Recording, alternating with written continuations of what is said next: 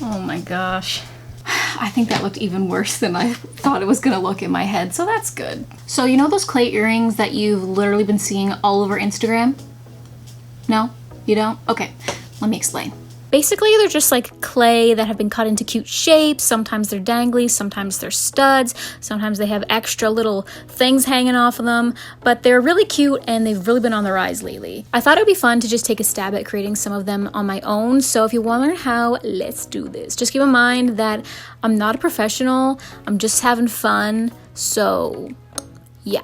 To do this, there's a couple things that you need to have, and then there's also a couple things that you could have, but you can also substitute for other things, which we will get to in a few minutes. But first things first, this is what you need. Something better to sit on because I'm literally sitting on my feet and it's uncomfortable. But for real though, okay, so you're gonna need some clay that bakes in the oven. I picked up this Fimo clay from Michael's. It was like $2.99 or $3.99 depending on the clay that you got. I just got this really cute pink color and this really cute teal color.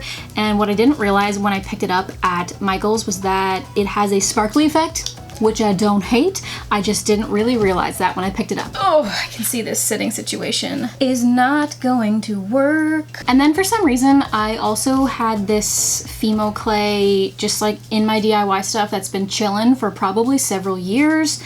So we'll see if this works. Maybe it will. Maybe it won't. We're gonna try it out. Open it up and cut a little bit off of it. There's little like lines in the back of it, which is nice. So you can just literally take a knife and cut it. Honestly, this kind of reminds me of a stick of gum and I kind of just wanna like bite it, but I'm not going to. Actually, I almost did. If your clay is like really like hard, you're probably gonna have to just like play around with it a little bit just so that it softens up a bit. Now you can get rolling pins that are made for clay. You can get rolling pins that are made for food. You can get real rolling pins, obviously. But I don't have one of those, so I'm gonna go ahead and in true DIY fashion, just use what I got around the house. A glass cup.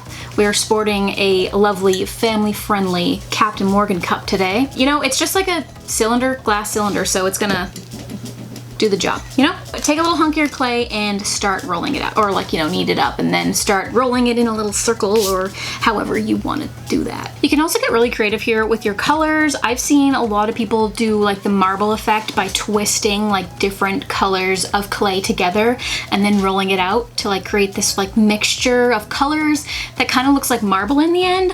Or you can also play with texture a little bit by using different things and pressing them into the clay after you've rolled it out. Let's say you have a piece of lace and you like the design of the lace, you can just kind of gently press it over the top of the clay to imprint the pattern into the clay so that when you're done, you have a cool pattern in your clay. So keep that in mind and you can get creative, and you can put a fingerprint in here if you really wanted to. I mean, it might be kind of weird, but it might be kind of cool, you know?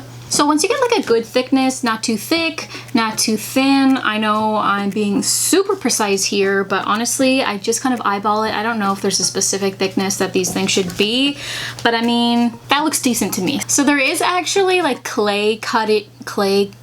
there's that, what am I trying to say here? There is actually clay cutters that are like cookie cutters, but they're made for clay. But I bet you guys can already guess that I don't have that. So like I said before, in true DIY fashion, I'm gonna show you guys some things that you guys can use that you might just have around your house to cut shapes into these. A straw. So a straw is the perfect size for creating little circles to make studs.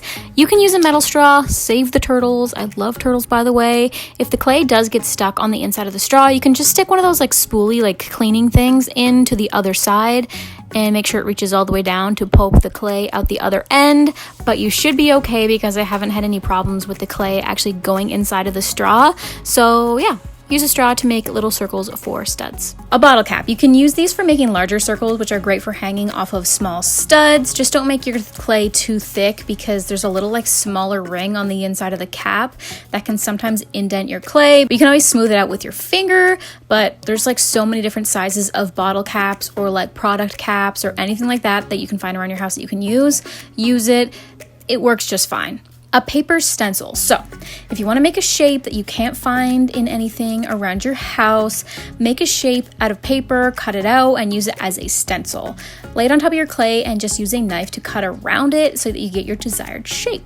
Obviously, not the most professional technique, but it's a really great way to customize your designs in any way that you want. So I'm sure you guys probably get the idea, but basically you can use whatever you want to cut shapes into your clay, including cookie cutters. I know I kind of dropped the ball on that one. I didn't even mention it, but yes, you can use cookie cutters. So just make some shapes. Let me know in the comments down below what you guys would use. So now that I have an array of shapes in front of me, all I'm gonna do is just pop them on a pan. I really have no idea if parchment paper does anything with this clay situation, but I'm gonna use parchment paper on my pan just because, well, the pans just, I feel like they're just not clean enough for clay. Even though they're clean, they're just, you know, I don't want any food residue on my clay earrings. So I'm gonna put some parchment paper on, put these in the parchment paper, pop them in the oven for 30 minutes at the temperature it says. Follow the cooking instructions on the clay that you have because it may be different than the one that I'm using. Also, one more thing, before you put them in the oven, if you do plan on attaching these together or hanging anything off of them, poke your holes in before you bake them, because once they're cooked,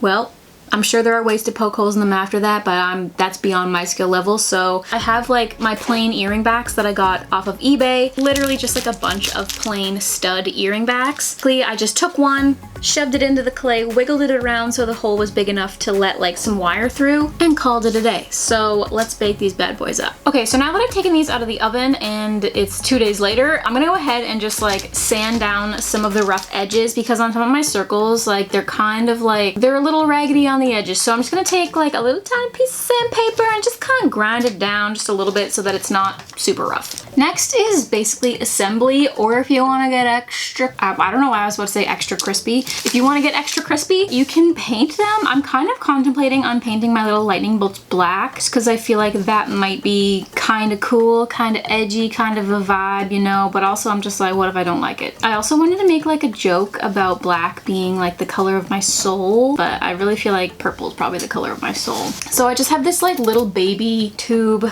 of jump rings I'm gonna use to attach my pieces. I should definitely have pliers for this, but your girl don't have that, so I'm gonna have sore fingers later probably.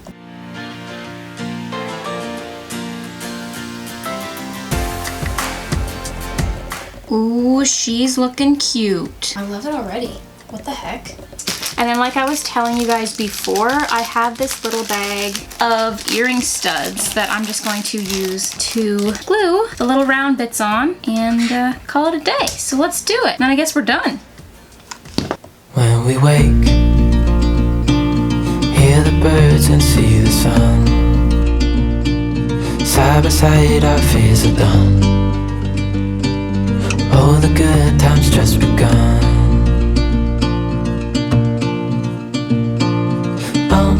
We know what we have, let's hold on tight. Found what we're looking for in life. Call us crazy, but things are finally right. With you and I, the future is bright.